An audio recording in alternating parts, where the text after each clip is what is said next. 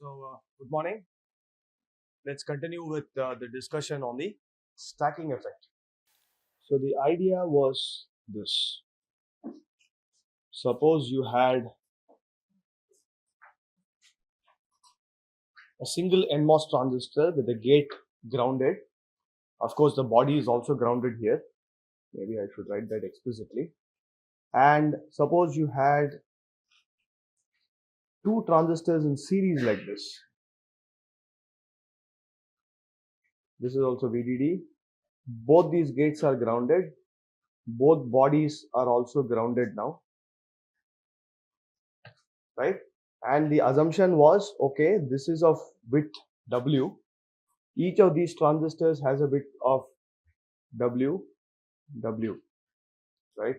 So now the question is, how different is the leakage current through these two stacks, right? So we made some assumptions. If we assumed 1, ideality factor n equal to 1, right? Then body effect gamma equal to 0. Then Dibble eta equal to 0, right? We made these assumptions and maybe one more assumption, but we'll come to that when needed, right? And we found out that if you make these assumptions, then this intermediate node Vx basically goes and settles at phi t ln 2, correct?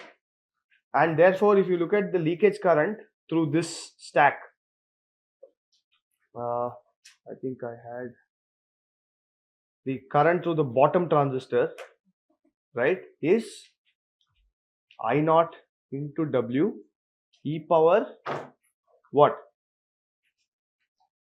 Yeah, VGS is 0, right? So it is minus VT by phi t into 1 minus e power minus VDS, that is Vx by phi t. Right, and if you substitute Vx equal to ln 2 into this equation here, what do you get? You get this to be I naught into W by 2 into e power minus Vt by phi t. This is what we got. And if you look at the leakage current through this transistor, I leak, it is basically I naught into W, right, e power minus Vt by phi t, right? Assuming that VDD is much larger than phi t, you can neglect that term, right?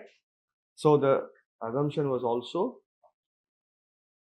large VDD, and typically if you have to quantify this large, VDD is greater than 3 times phi t. That's when that 1 minus e power, it will become 1 minus e power minus 3, and that is negligible, is approximately 1. Okay.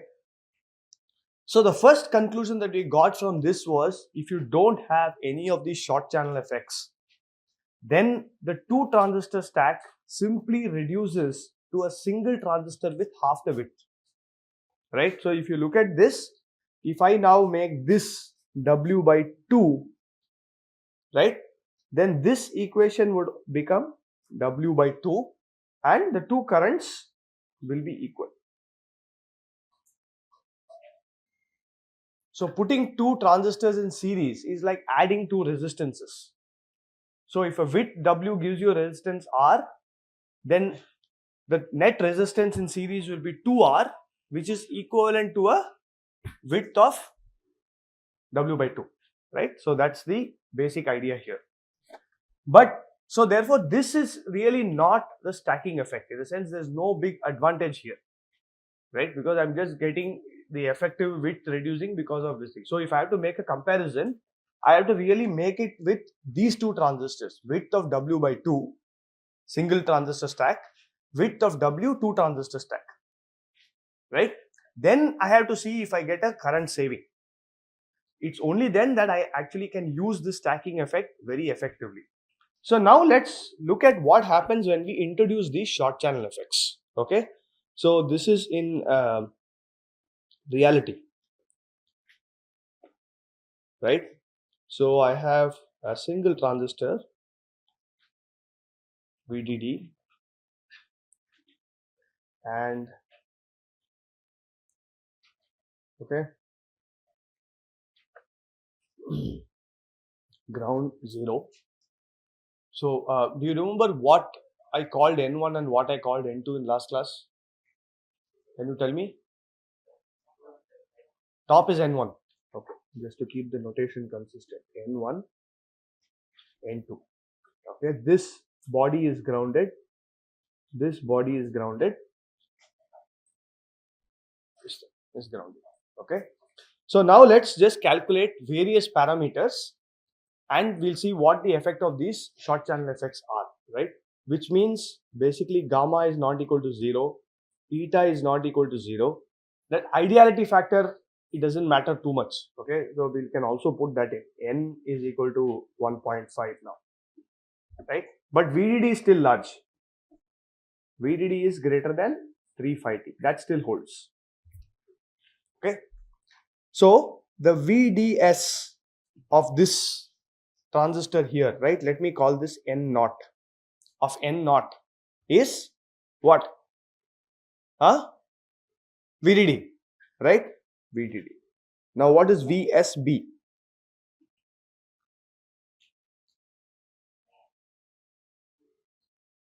0, right? So therefore, what will happen to this VT of N naught? It will be VT naught, but there will be this Dibble effect, right? There's going to, so it will basically be VTH naught minus eta times VDD. Okay. Now we will write down the corresponding equations for these two transistor stack as well. Okay. N1, N2, VDS, VSB, and then VTH. Okay. What is VDS for? So this is, by the way, VX. So for N2, what is VDS? VX, right?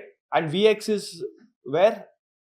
5T ln 2. You just saw it, right? Somewhere very close to ground, couple of millivolts actually, right? It's not even, if 5T is 26 millivolt, ln 2 is less than 1. So it's even less than 26 millivolts. So it's nearly ground. Okay. Now what about VSB? 0.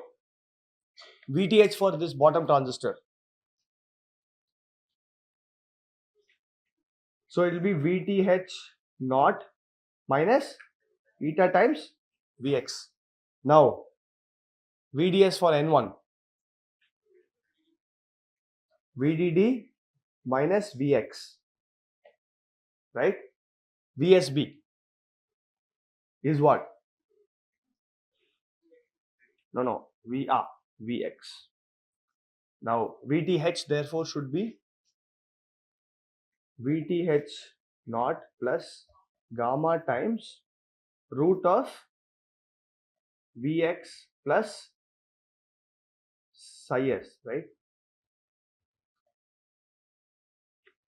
Minus root of mod psi s, right? And minus eta times.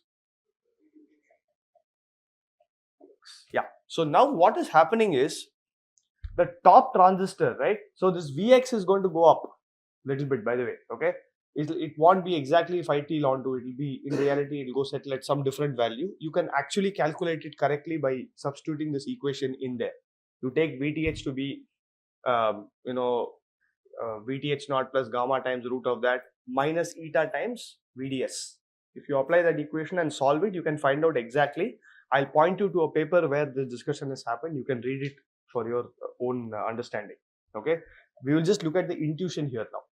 So now what is happening is the top transistor is seeing a much lesser VTH than N naught. So the transistor N1 is seeing a much lesser VTH than N naught. Okay, and when I say much lesser, remember, because the leakage is exponentially dependent on VTH, even that small dibble effect can make a big difference to this leakage current, right?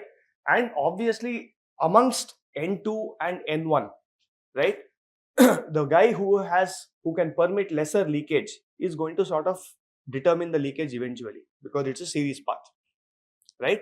So therefore, in reality, this I stack 2, right, will be much lesser than I stack 1. Primarily coming from dibble, right, 1. Now, what about the body effect? If you take N1 transistor, the VSB is obviously greater than 0, because Vx is settling at some value between 0 and VDD. So VSB is non-zero, and therefore VTH goes up also because of the body effect, right? So basically VTH of N1 increases because of 1 dibble. 2 increases compared to N naught.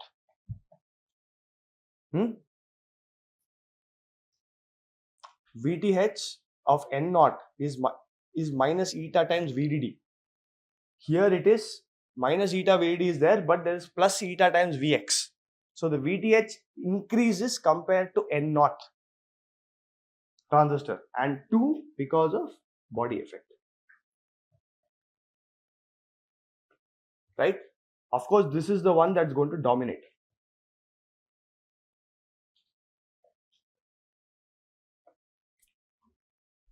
Okay.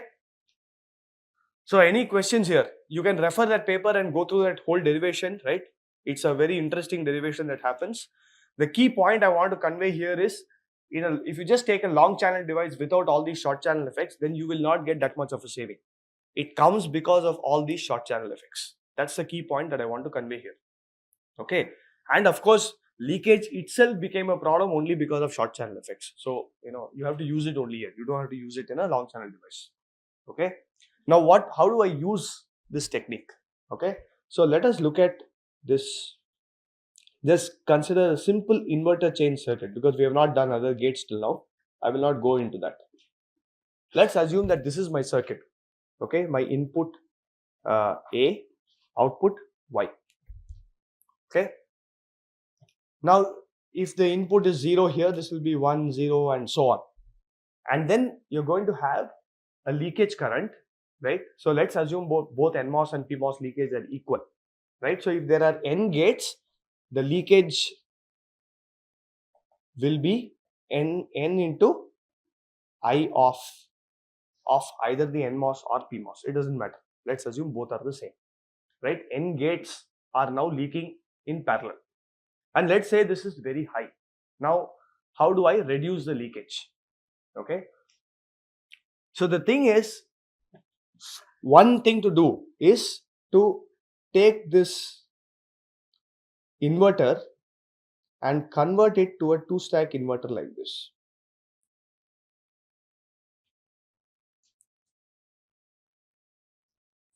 A, Y. So now what happens, even if it is 0, then I have a 2-stack NMOS transistor stack, right? And therefore the leakage will be exponentially lesser per gate. If it is 1, then the PMOS will be leaking, and I'll have a 2-stack PMOS this thing, right? Of course, the issue here is later we will see that the delay will go up significantly, because now I have to discharge through 2 transistors in series. Effectively, it's like R plus R, the resistance is 2R, rather than discharging through just R. Delay is going to go up significantly. So therefore, this cannot be done at every single gate level. Okay. So for that reason, what is done is people adopt this technique of a sleep transistor. Okay, sleep transistor idea is like this. I want to pull out the ground nodes of all these inverters, right? That is basically this node. Okay, normally I would connect it to ground. I'm now going to disconnect it from ground, and what I will do is I will add one transistor like this.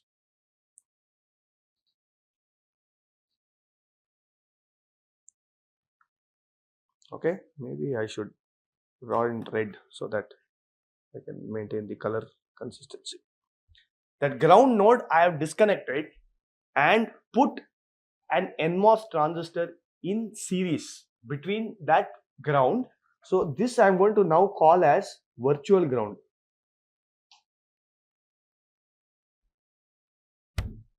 Okay, and this is my actual ground. So between the virtual ground and the actual ground, I have added an NMOS transistor, and I will control this by the signal called sleep. Okay, or I will call it sleep bar. So what will happen when sleep equals 0?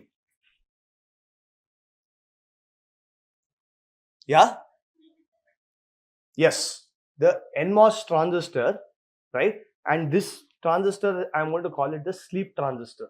The sleep transistor will turn on and connect the virtual ground to ground, right? Only thing is, it has to be really large, because now what's going to happen is all these inverters, at least every alternate inverter, because the signals get inverted every stage, will discharge simultaneously into this. There can be a parallel current, right? All these currents, and these I am talking about on currents. Okay, so I have two modes of working. One is the sleep state, other is the actual state, right? In mission mode. In mission mode, I want this virtual ground to be as close to ground as possible. For that reason, my sleep transistor has to be very, very, very large. This is basically called mission mode, right? Virtual ground is nearly ground. If W of sleep is very, very large, let's say large. Okay. Now, if sleep equal to 1, this is basically sleep mode,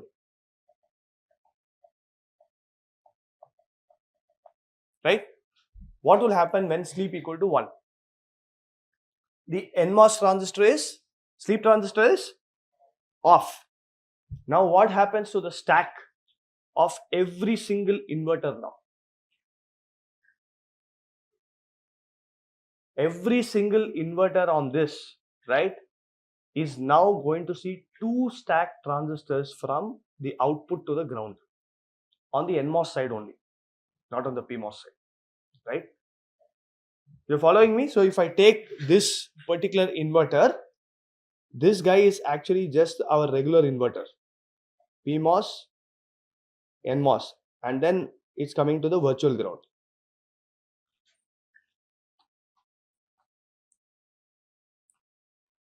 A, Y, this is my virtual ground. So if I take this path, it is from Y. Let's assume that this A was 0. Then the NMOS transistor is supposed to leak. But the NMOS transistor is now seeing its source connected to virtual ground, which means that there is a path that goes through this sleep transistor. And therefore, every single gate in that circuit will now see at least 2 transistors on its stack, which means that the leakage is going to drop exponentially, right? I can do the same thing on top as well, because for the PMOS I need another stack, right? So therefore, you take the the power connection of these things, right? Call it the virtual VDD ground, the VDD connection, and connect this to through a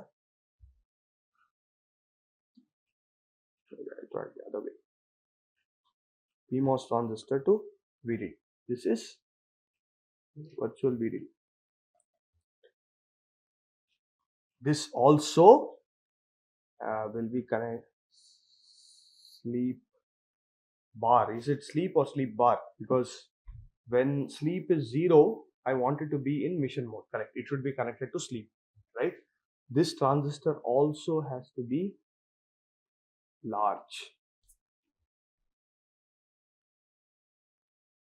Okay. So this stacking effect. So the idea is very simple. You make your logic circuit as you want. You don't worry about leakage at that point, right? Make everything you can put NAND gates, OR gates, everything, right? Then you get a circuit where you're connected between VDD and ground. Finally, you just remove this VDD connection, make it a virtual VDD, ground, make it a virtual ground, and connect these sleep transistors in between the virtual grounds and actual ground. Okay, or virtual VDD and actual VDD connection, right? Then you are able to control this very, very effectively. So this is a very powerful technique to control the leakage in the sleep state. So when your mobile is not being used, for example, then the operating system can actually figure this out and put it into the sleep mode. Why? Because when sleep equal to 0, I want it to be in mission mode. That means the PMOS should turn on. Correct? When sleep equal to 1, it should be off. Yeah. Why? Should be large. Okay. So now let us look at what is going to happen in my mission mode. Okay. I'm going to connect all these things through. So in mission mode, this is connected to 1, right? So let's assume that the input made a transition. This will now make a transition like this, then like this, right? So what will happen is, from every alternate inverter, you're going to have a discharge current, right? And this is on current, mind you. This is not off current, right? In the transient phase, this is an on current, and all that current has to flow through this. Now, if this transistor has a very small width, then the only way this transistor can accommodate a very large current is to increase VDS. Correct? If VDS increases, my ground node is actually going to bounce. The virtual ground node, which should be very close to ground, is actually going up. Now that will ruin your circuit. So the only way you can maintain that high current through this and also keep the virtual ground node very close to actual ground is to have a very, very large width, right?